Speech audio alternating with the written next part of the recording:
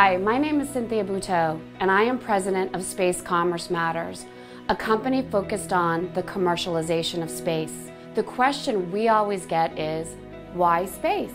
Why are we going back to the moon? Why are we sending probes and landers to Mars? And why do we have an international space station just 250 miles above us? Well, the reason is, it's to save our planet and to save our species.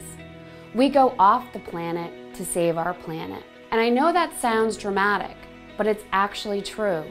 And it's the reason why I am so passionate about the work we're doing at Space Commerce Matters. Space is no longer the next frontier.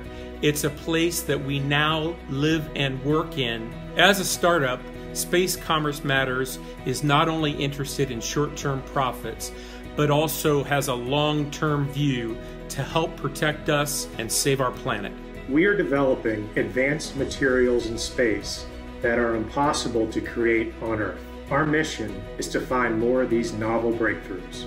We are rapidly moving to a world where we will not remember when space wasn't vital to our everyday lives. My team and I are committed to making a difference. This isn't a job, it's a mission. Space Commerce Matters.